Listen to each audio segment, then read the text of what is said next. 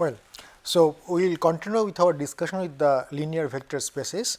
So, whatever we have done till now is that we defined a real vector space in n dimension, real as well as the complex space, and we have seen how will you define the normed linear space, the metric linear space, the inner product linear space, and what are the various properties these linear spaces will obey and satisfy, and what is the interrelation between the two, and given a vector how will you compute the norm metric or the inner product.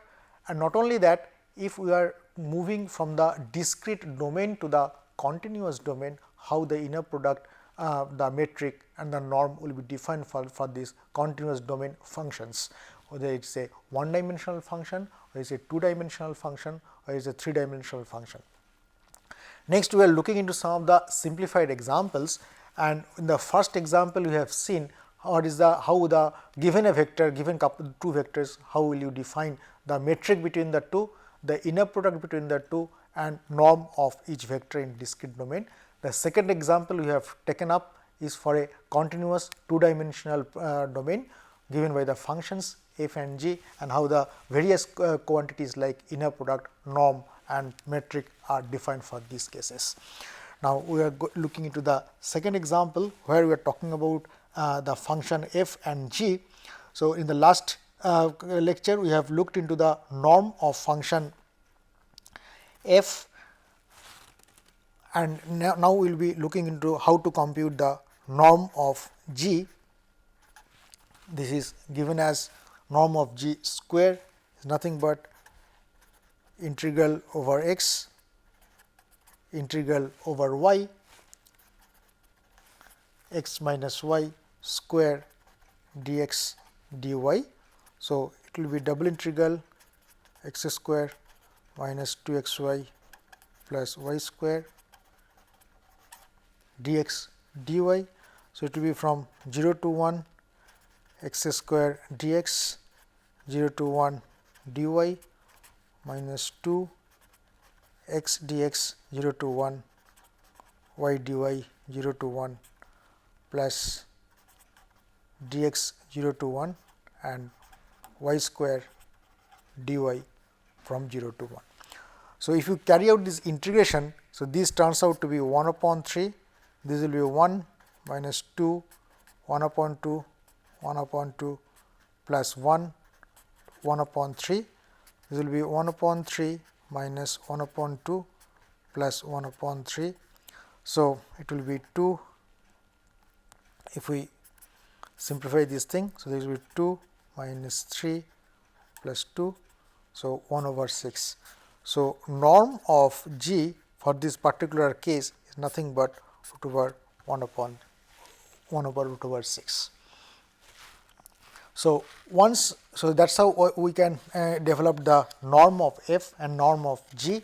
Next, we talk about the inner product between f and g. The inner product between f and g will be simply double integral 0 to 1 f multiplied by g dx dy, that is the definition. So, if you look into the expressions, you substitute the expression of g and x f. So, this will be x minus y 1 plus 2 x plus 3 y dx dy. So, just simplify this one. So, x plus 2 x square plus 3 x y minus 2 x y minus 3 y square dx dy. That is a simplification. Okay. So, this will be 2 x square plus x 3 x y minus 2 x y. So, this will be plus x y minus y minus 3 y square dx dy.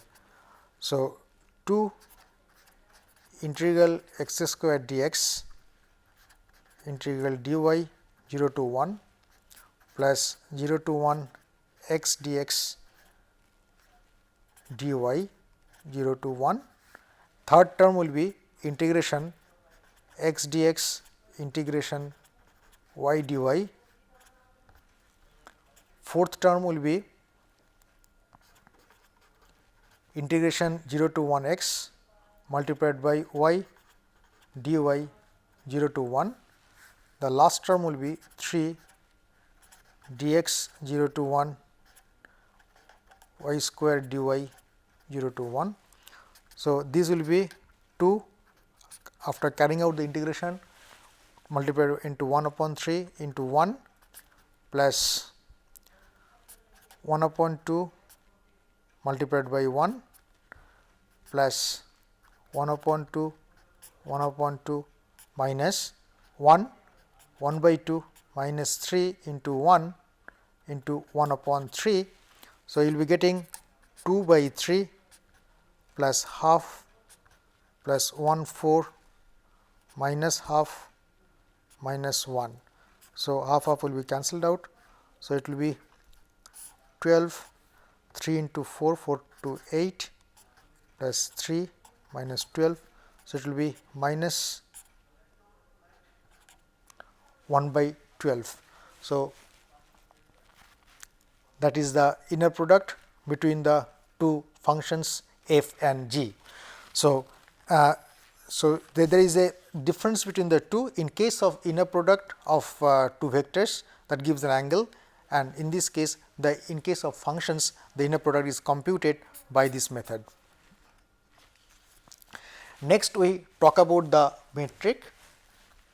Metric between the functions f and g, square of that is defined as double integral 1 over x another over y f minus g whole square dx dy. So, it will be from 0 to 1, 0 to 1. F is 1 plus 2x plus 3y minus g is x minus plus y dx dy. So, it will be 0 to 1, 0 to 1. I will simplify this one, 1 plus x plus 4y square of that. So, this will be, just open up this square. If we open up this square, this becomes a square plus b square plus c square plus 2ab plus 2bc plus 2ca dx dy.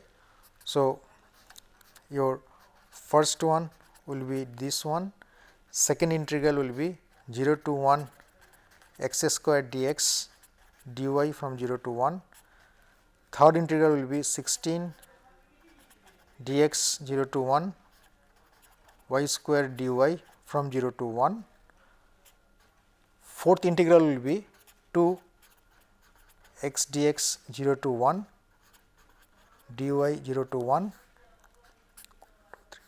fifth integral will be x dx 0 to 1 y dy 0 to 1, the last one will be 8 dx dy 0 to 1.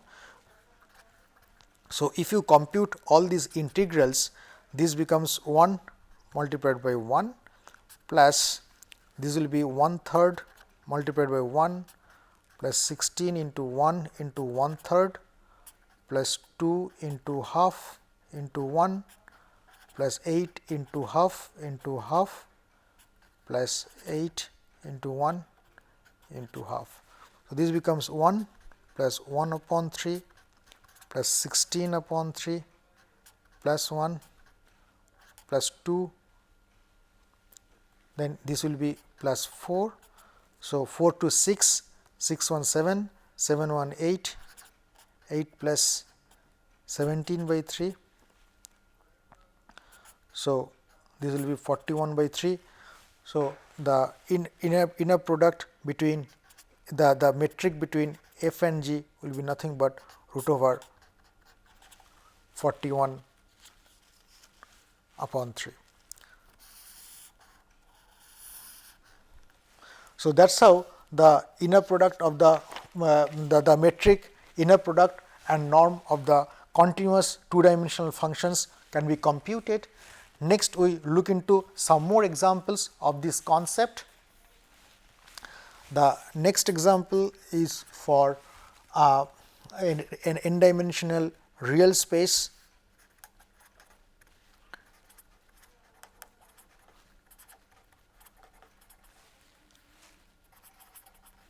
Real space, we have three vectors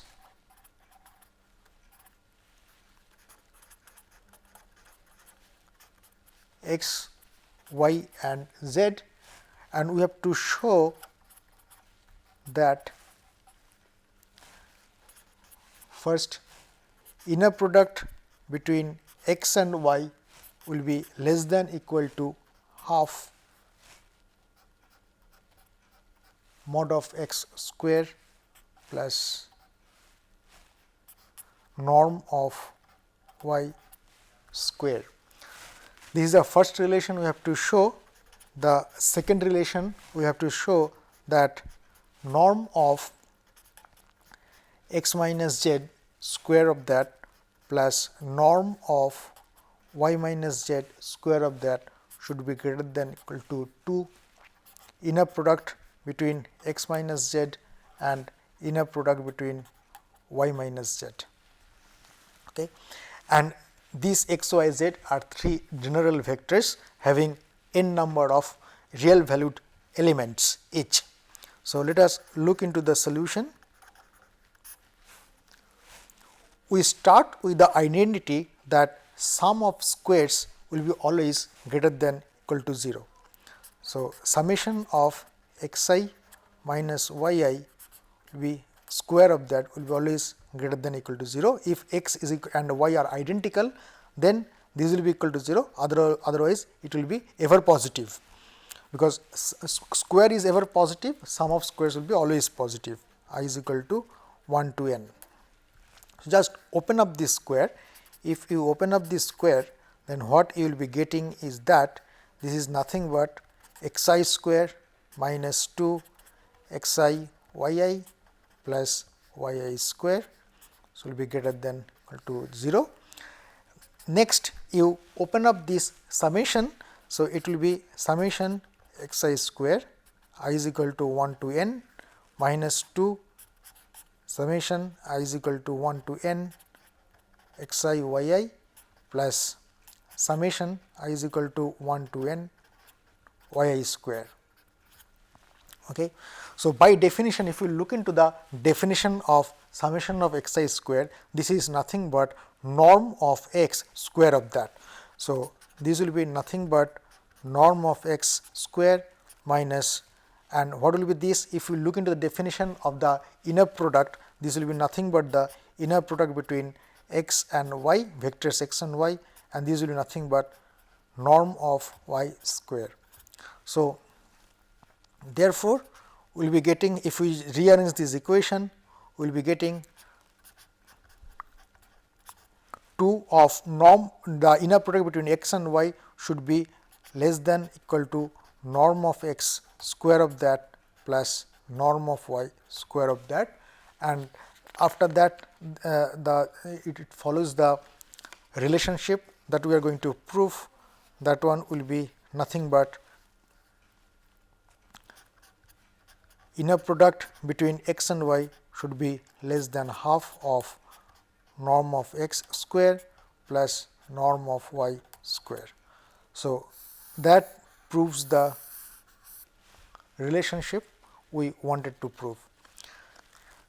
The next one will be the x norm of x minus z square plus norm of y minus z square should be greater than 2 times the inner product between x minus z and y minus z.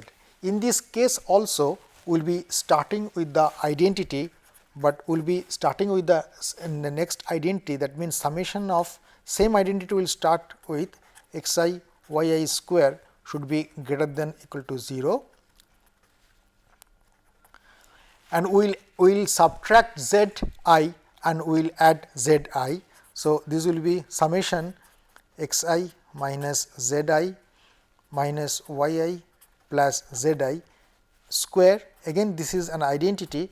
So, therefore, we rearrange this one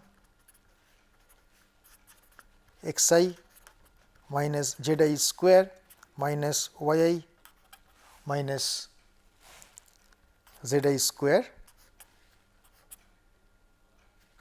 sorry, this will be square greater than or equal to 0. Now, we open up this square. So, it will be given as summation I is equal to 1 to n x I minus z I square minus 2 summation x I minus z I y I minus z I plus summation y I minus z I square greater than or equal to 0, 1 to infinity, 1 to n, 1 to n. Okay. So, what is this? By definition, summation x I z I whole square is nothing but the norm of the vector x minus z square of that, and this will be nothing but the inner product between the vectors x minus z and y minus z, and this will be nothing but the norm of vector y minus z square of that. So, now the whole equation is obtained. Now, this has to be rearranged and we will be getting our desired result.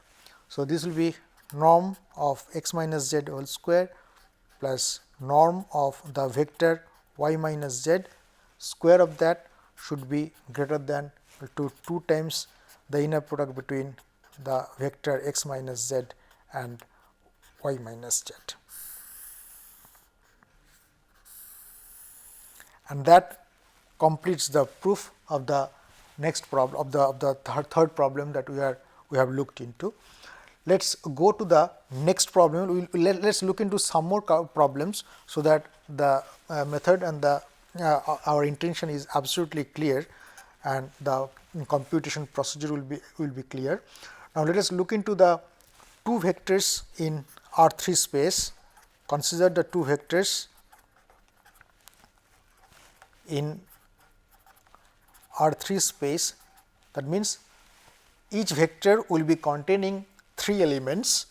Let us say u1 3 1 2 transpose, and this notation is nothing but the same as 3 1 2, and u2 is 2 minus 3 5 transpose, and this is nothing but 2 minus 3 and 5. Now, what we have to do? We have to compute the metric between u1 and u2. Second part, norm of u1, norm of u2. Third part, the inner product between u1 and u2, and the last part is we have to check whether u1 and u2 are orthogonal or not. Orthogonal means they are perpendicular to each other or not. If they are orthogonal, that means the inner product between the two will be 90 degree. That means they are oriented at 90 degree to each other. Okay. Let us look into the solution to this problem. So, inner product between u1 and u2 is nothing but, if you look into the definition, it is under root summation x I, that means basically u I minus, okay, it is under root summation u1 I minus u2 I square of that. I is equal to 1 to 3 in this particular case. So, it will be 3 minus 2 square of that plus 1 minus minus. So, plus 3 square of that plus 2 minus 5 square of that. So, it will be root over 1 plus 4, it is 16 plus minus 3 square. So, it will be 9, it will be root over 26. That is the inner product between u1 and u2. Next, we will compute the norm of u1 and norm of u2, part 2. So, in part 2, we will compute norm of u1 as root over square of each element and add them up. So, it will be 3 square plus 1 square plus 2 square. So, it will be root over 9 plus 1 plus 4, it will be root over 14 units. Similarly, you can compute the norm of u2, it will be 2 square plus minus 3 square plus 5 square. So, it will be 4 plus 9 plus 25. So, it will be nothing but root over 38. Next, we take up the third part of the problem. You have to compute the inner product between u1 and u2. So, if you look into the definition, so it will be summation over I is equal to 1 to 3. So, it will be u1 I multiplied by u2 I. So, it will be 3 into 2 plus 1 into minus 3 plus 2 into 5. So, it will be 6 minus 3 plus 10. So, it will be 13. So, that is the inner product between u and u2. The last bit of this problem is that we have to check whether u1 and u2 are orthogonal to each other or not. They are not, simply because u1 and u2, inner product of u1 and u2 is not equal to 0. So, therefore, the conclusion is that u1 and u2 are not orthogonal to each other.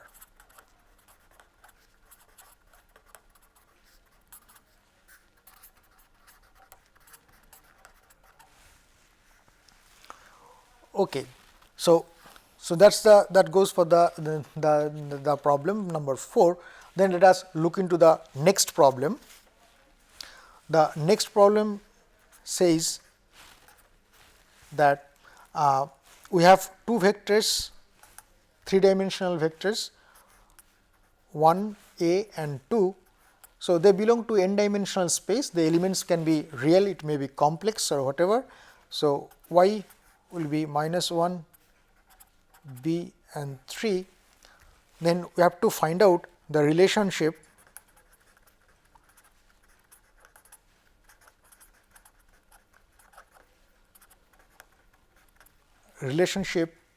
between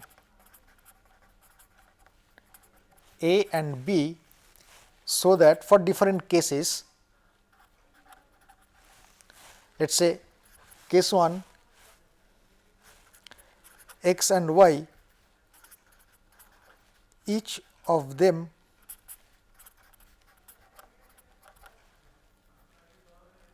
has norm 1. Okay. Second, x minus y has norm 1. Third case,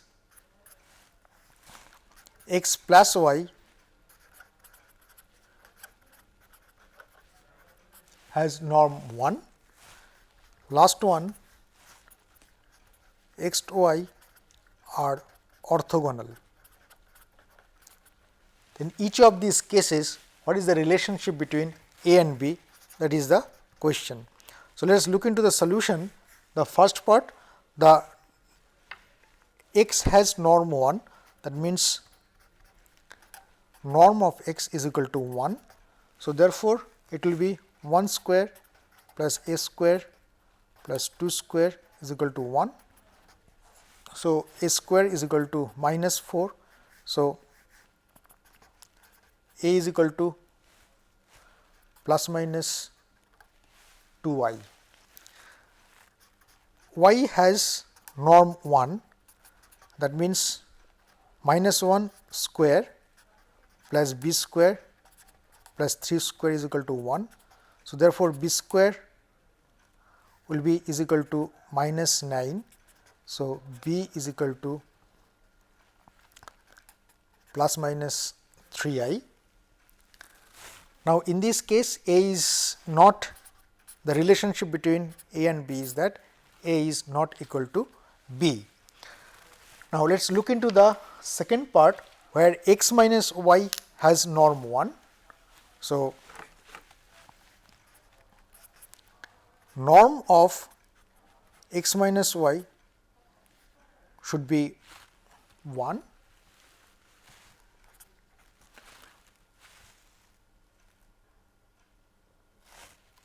That simply means 1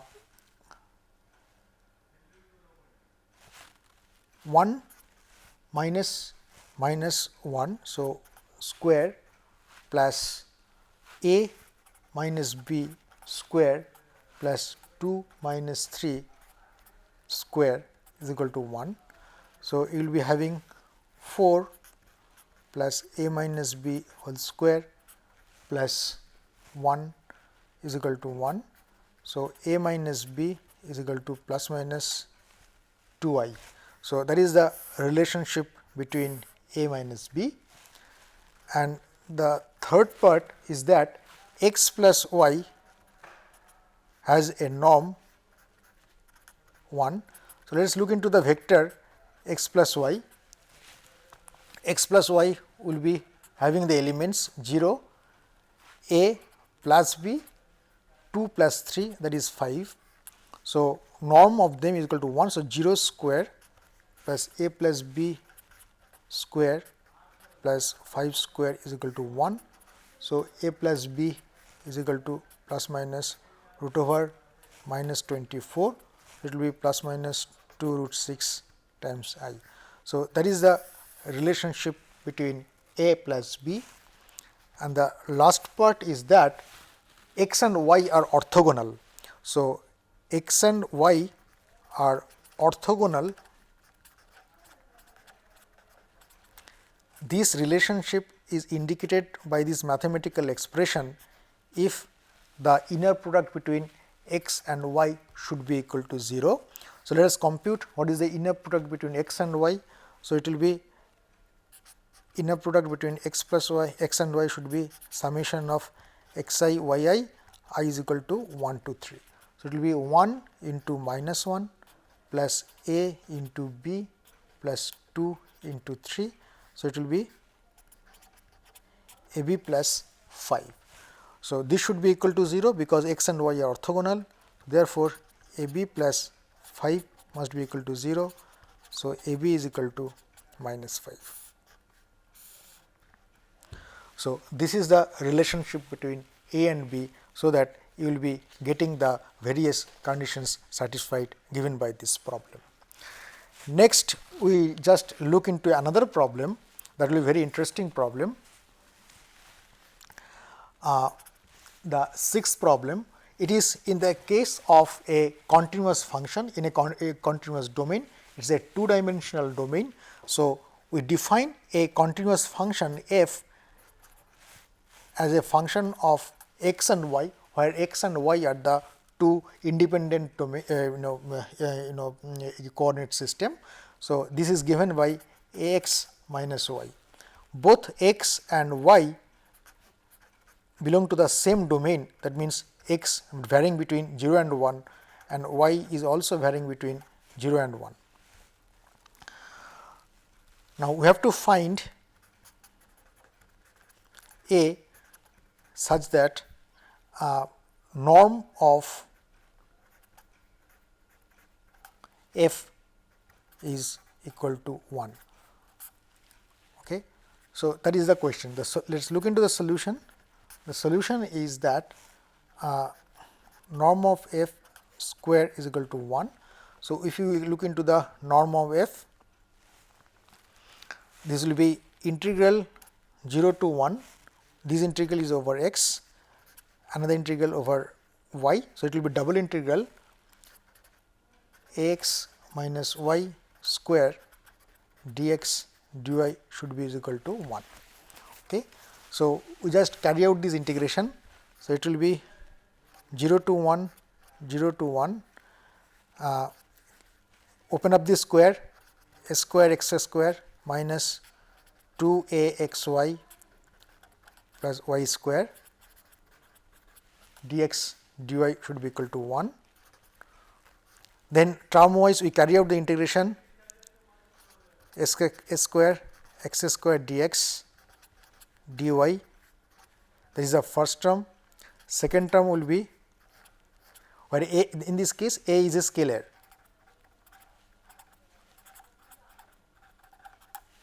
We are going to find out the value of a. So, it will be x dx from 0 to 1, y dy from 0 to 1. Third term will be plus dx 0 to 1 y square dy from 0 to 1 is equal to 1. So, a square into 1 upon 3 into 1 minus 2 a 1 upon 2 into 1 upon 2 plus 1 into 1 upon 3 is equal to 1.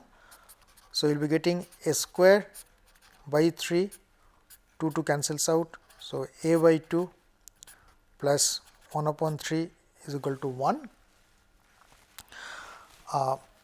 We further simplify this equation and this becomes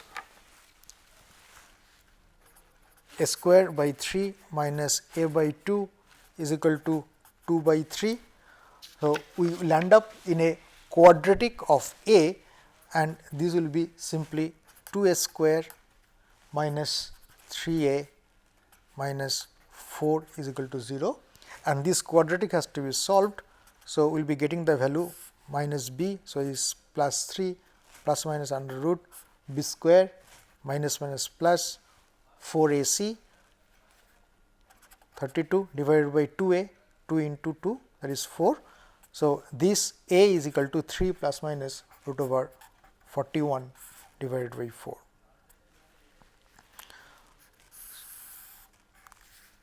So, that should be the value of a, so that this function f, which is a function of dimension x and y. So, it is a 2-dimensional function that will be having a value, a norm 1. So, next we look into the next example. Again it is a problem of continuous function, and this function in this case is a 1-dimensional function. Let us say f x is equal to x square and g x is equal to x, where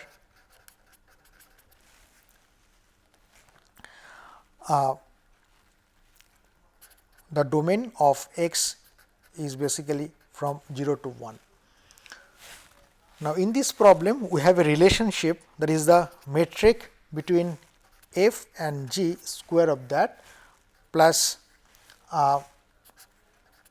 inner product between f and g plus norm of f square minus k norm of g square is equal to 0. If this algebraic relationship is valid, then find the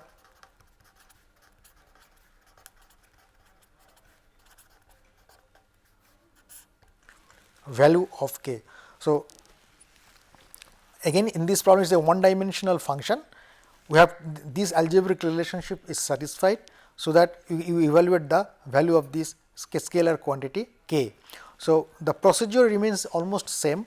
We have to evaluate the metric between f and g, the inner product between f and g, the norm of f and norm of g, and substitute those values here and solve this one equation, one unknown problem. That will give you the value of k. Now, let us look into the solution. First we talk about the metric between f and g. So, it will be integral 0 to 1 f minus g square dx. since it is one dimensional problem, so it will be only one integration and this variable is dx. So, it will be 0 to 1 f minus g. So, x square minus x square of that dx.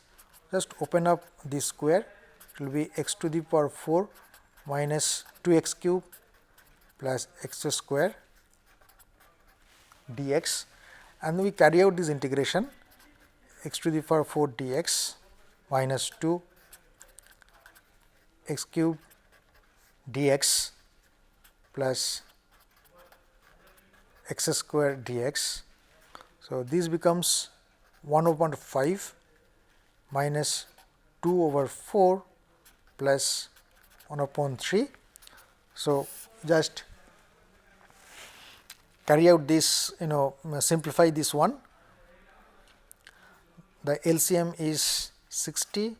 So, it will be 12, 15 to 30 plus 20. So, it will be 32 minus 30 divided by 60. It will be 2 by 60 equal to 1 upon 30. Okay. That is the value of metric square of that. Then we will evaluate the inner product between f and g.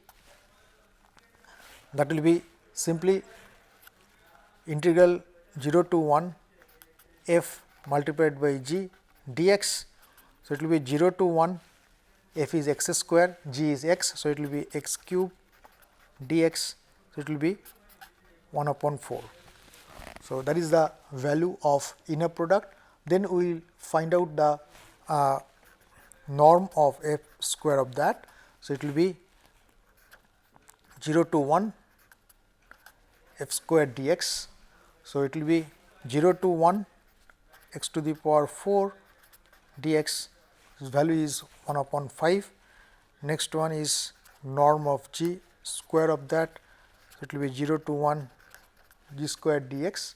So, it will be 0 to 1 x square dx. So, it will be 1 upon 3. Then we substitute all these quantities in the given expression. So, if you do that, you will be getting 1 by 30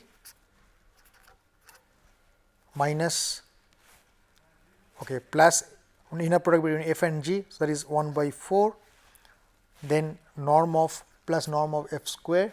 So, it will be 1 upon 5 minus k times norm of g square. So, it will be minus k by 3 should be equal to 0.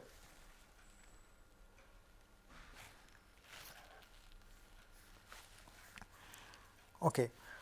So, we substitute this k by 3 should be equal to 1 by 30 plus 1 by 4 plus 1 by 5. So, k should be equal to, multiply both sides by 3, it will be 1 by 10 plus 3 by 4 plus 3 by 5. So, the LCM is 20, 10 in this 2, 5, 5 3 15 plus 5 3 3 3 9,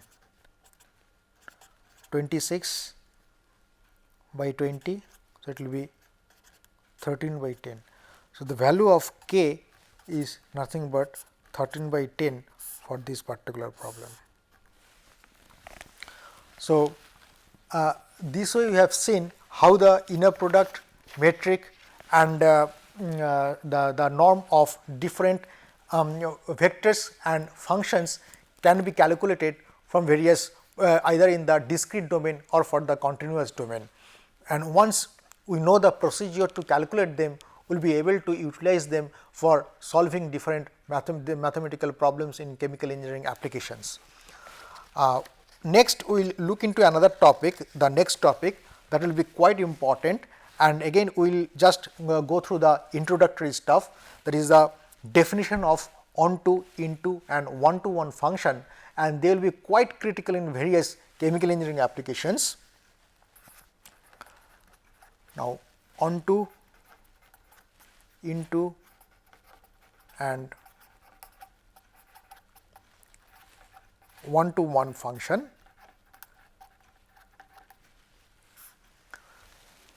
Now we consider there exist two sets. Let us consider two sets D and E sets. They are arbitrary sets.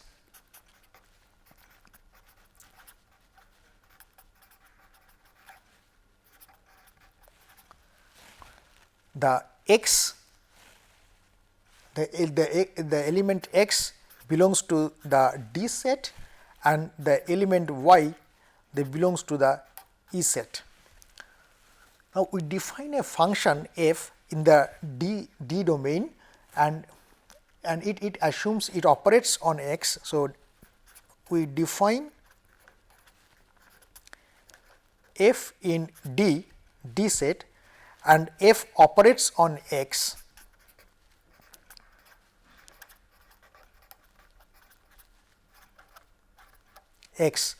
And it maps in y. So we get, and after operation it maps in y. So basically we are talking about something like y is equal to f of x. So f and x are defined on D, and after operation the x is defined on D, and after operation y, when after f is operated on x, we get the value of y, and y is defined in the set E. So therefore we can say that for every x in D, there exists a corresponding y in E. So it is a map. So f is nothing but a map. So when D is operated by f, it gives a map in the domain E. So D is nothing but domain of x,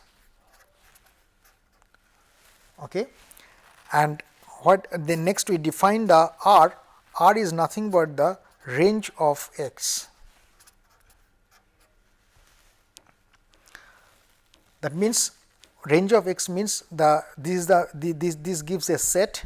So R gives a set comprising of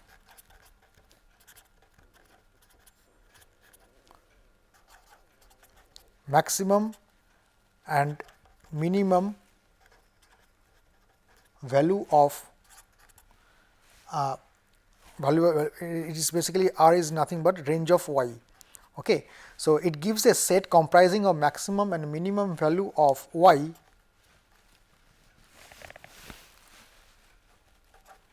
in E for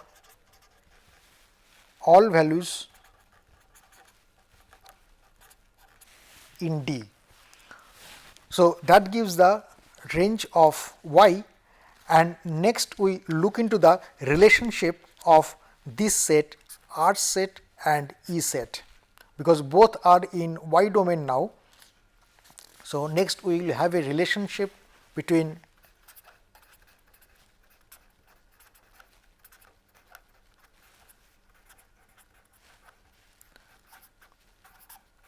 R and E.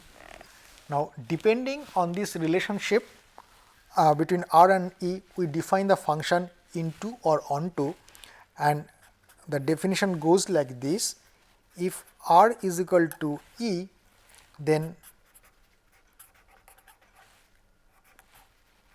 f is onto function.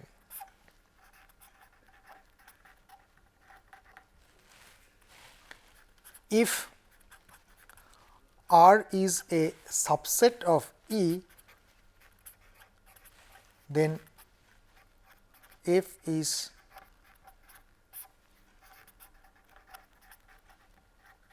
into function. If for every x in D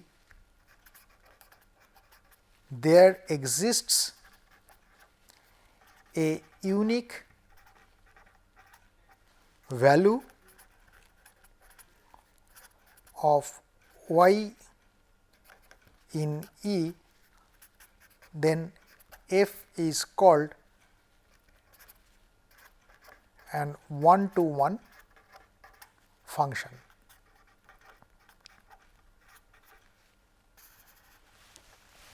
Okay. So, that is very important. That means, if y is equal to f x is equal to x square, and both x and y they lie in the real domain from minus infinity to plus infinity, then we can see that for two values of x, y will be assuming the same value. That means, for x is equal to plus 1, y is equal to plus 1, for x is equal to minus 1, y is equal to plus 1. For x is equal to minus 5, y is equal to 25, for x is equal to plus 5, y is equal to 25. So, for values, for different values of x in the in D, there does not exist a unique value of y in E. So, therefore, this function, the f is not an one-to-one function.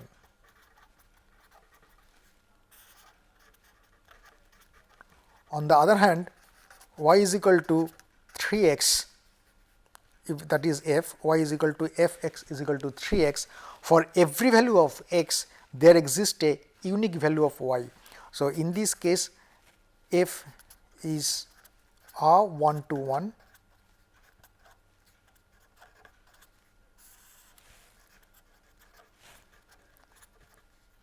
function. Now, this concept will be absolutely clear if we look into some of the examples.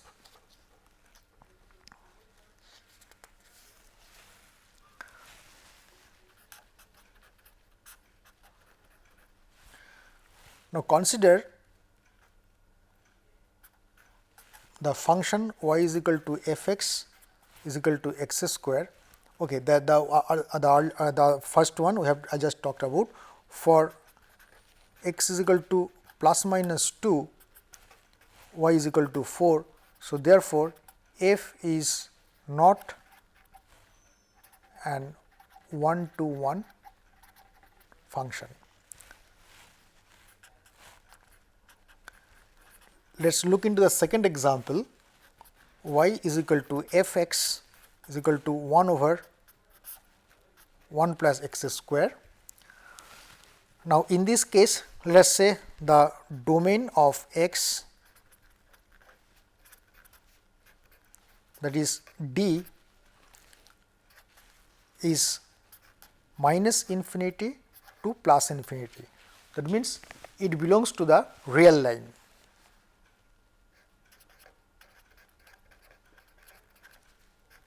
X belongs to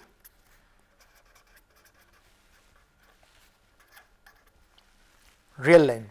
So, domain of x is D is minus infinity to plus infinity.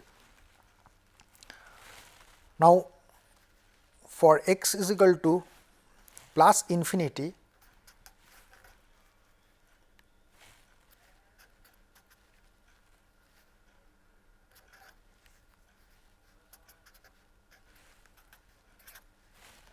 y is equal to 0, and for x is equal to minus infinity also y equal to 0.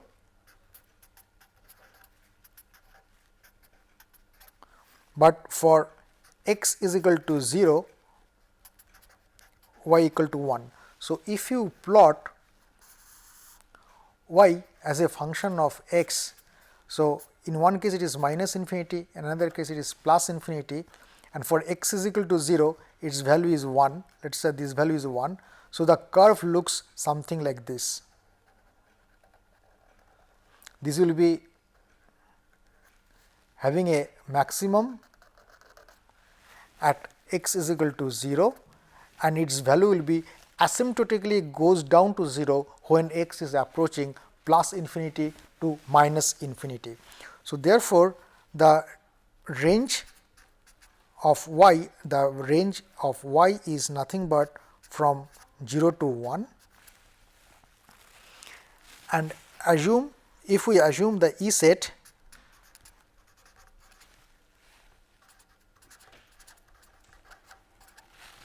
if we assume the E set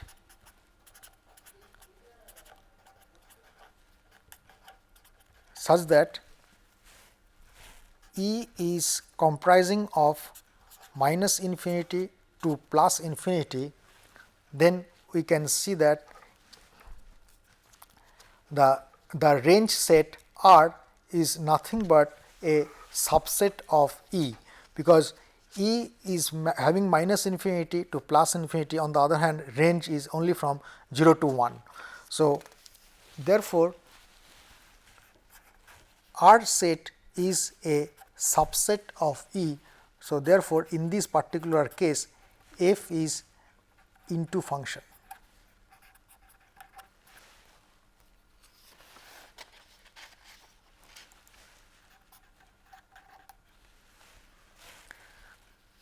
If we define the E set as from 0 to 1, we have already seen if E set is from 0 to 1, then, and we have already seen the R set is also from 0 to 1. So, in that case R is equal to E. So, therefore, if for this definition of E set, f is an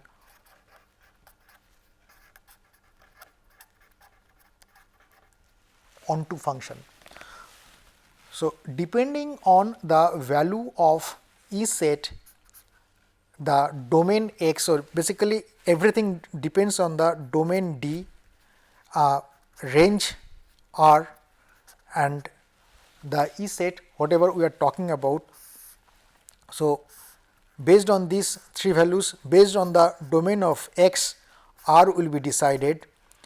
Based on the domain of R, the relationship between R and E will be decided. Depending on that, the function definition f is defined.